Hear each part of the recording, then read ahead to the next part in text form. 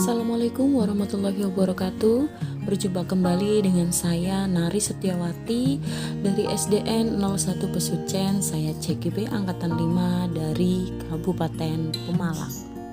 Kali ini saya akan membahas tentang aksi nyata dari modul 2.1 pembelajaran untuk memenuhi kebutuhan belajar murid, khususnya praktik pembelajaran berdiferensiasi. Pembelajaran berdiferensiasi sendiri adalah usaha guru untuk menyesuaikan proses pembelajaran di kelas untuk memenuhi semua kebutuhan belajar murid. Dan di sini saya akan mempersiapkan beberapa persiapan sebelum pembelajaran. Di antaranya adalah saya akan membuat RPP yang berdiferensiasi.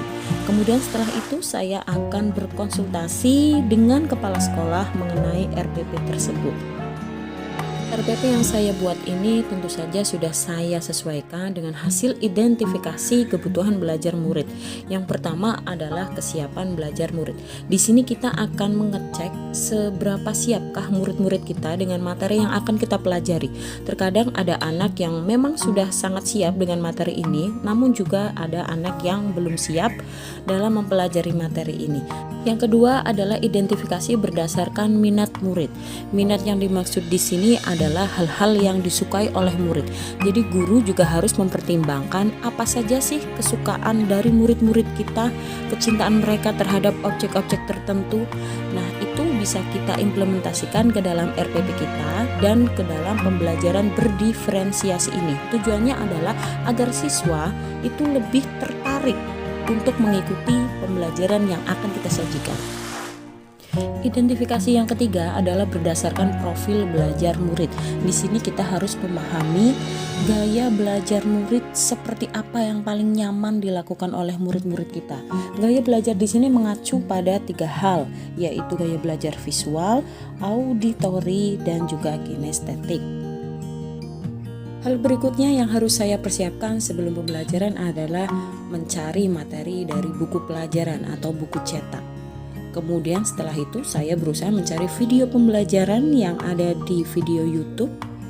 Dan juga saya meminta murid untuk membawa tanaman dari rumah sebagai bahan observasi. Kemudian saya juga mensurvei pohon beringin yang ada di samping sekolah yang akan saya gunakan untuk materi pembelajaran. Saya juga akan membagi murid-murid saya ke dalam beberapa kelompok dengan memanfaatkan tutor sebaya. Hal ini saya maksudkan agar mereka, murid-murid yang memiliki pemahaman lebih, bisa menjadi tutor bagi teman-teman mereka. Dan tak lupa juga saya akan mempersiapkan LKPD yang nanti akan digunakan murid untuk mencatat hasil laporan pengamatan mereka. Strategi pembelajaran diferensiasi yang saya gunakan adalah diferensiasi konten. Dalam hal ini, guru akan menyajikan beberapa materi dengan memberikan berbagai jenis konten seperti materi dari buku cetak, materi dari YouTube, tanaman yang dapat dibawa, tanaman asli yang tumbuh di habitatnya, dan juga lembar laporan pengamatan.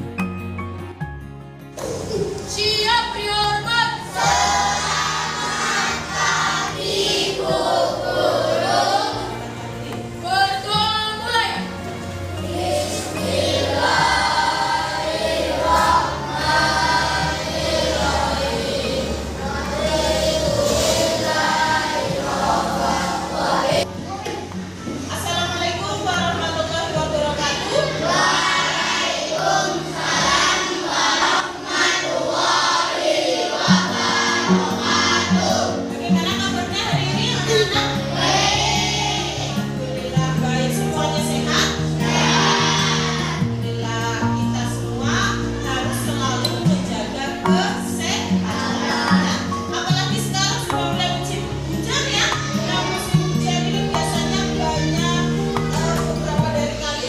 Dalam hal ini guru akan melakukan apersepsi dengan menanyakan kabar, mengecek kehadiran, mengkondisikan kelas, memberikan motivasi dan juga tanya jawab tentang materi yang telah lalu serta menyampaikan tujuan pembelajaran.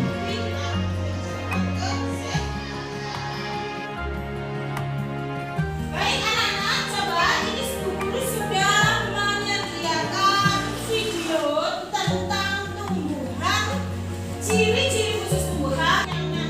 Pada kegiatan inti, guru akan menayangkan video pembelajaran yang mencakup tentang materi ciri-ciri khusus tumbuhan, meliputi tumbuhan yang hidup di daerah lembab, hidup di daerah yang kering, dan juga hidup di perairan.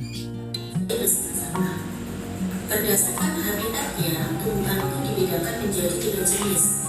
Yang pertama ada tumbuhan hidrofit, yang kedua ada higrofit, dan yang ketiga ada sitrofit. Sekarang yang pertama Nih coba lihat, di sini ada dua macam tanaman. Yang ini tanaman apa namanya? Talas. Sedangkan ini buaya. Nah, talas ini hidup di mana ya? Kalau kita sering lihat hidup di tanah yang banyak airnya atau bahkan Berikutnya, guru akan menjelaskan tentang perbedaan tanaman higrofit, xerofit, dan juga hidrofit. Nah, berdasarkan contoh tanaman konkret yang sudah dibawa oleh murid-murid.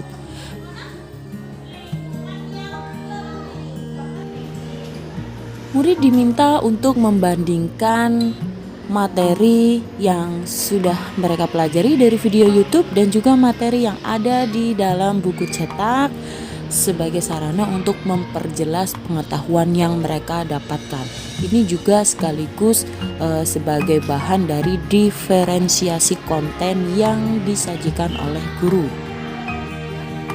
Setelah membaca materi dari buku cetak, mereka diajak oleh guru untuk ke samping halaman sekolah, di mana di situ terdapat sebuah pohon beringin besar yang memiliki ciri-ciri khusus.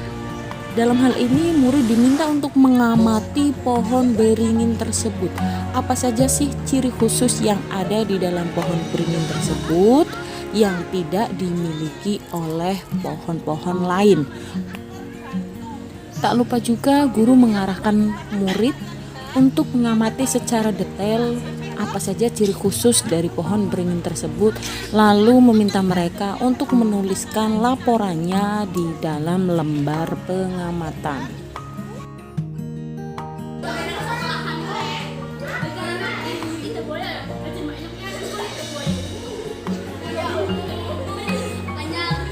Bukan lidah buaya itu.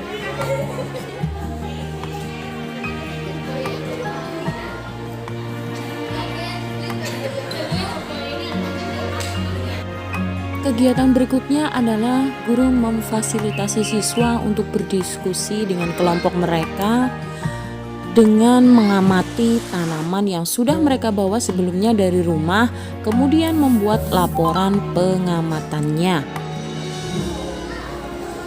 Selama proses diskusi berlangsung, guru melakukan observasi yang dilaksanakan sebagai penilaian sikap dengan mengamati sikap-sikap siswa, kerjasama mereka, bagaimana cara mereka berdiskusi, dan juga membantu para siswa yang mengalami kesulitan. Kemudian tak lupa juga guru meminta beberapa dari perwakilan kelompok untuk mempresentasikan hasil pengamatan mereka di depan kelas. Pada penutup kegiatan, guru memberikan kesempatan bertanya kepada murid untuk bertanya tentang materi yang belum jelas. Kemudian guru dan murid bersama-sama untuk membuat kesimpulan tentang pembelajaran hari ini. sudah paham semua? Ada pertanyaan atau tidak? Baik, sekarang kita simpulkan pembelajaran hari ini. Tadi kalian sudah belajar apa saja ya? Tak lupa guru juga memberikan pertanyaan kepada siswa sebagai refleksi tentang bagaimana perasaan mereka hari ini. Bagaimana perasaan kalian hari ini? Senang atau tidak?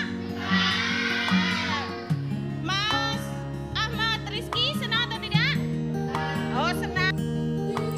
Lalu guru menutup pembelajaran hari ini dengan berdoa bersama dan mengucapkan salam penutup.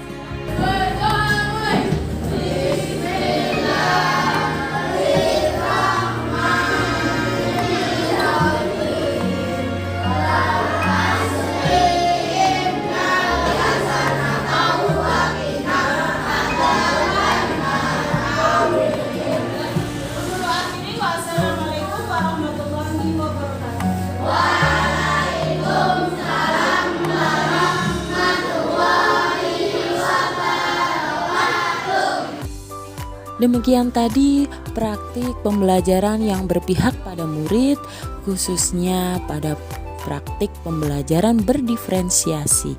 Semoga bermanfaat. Terima kasih. Salam dan bahagia, Ibu Bapak Guru hebat. Wassalamualaikum warahmatullahi wabarakatuh.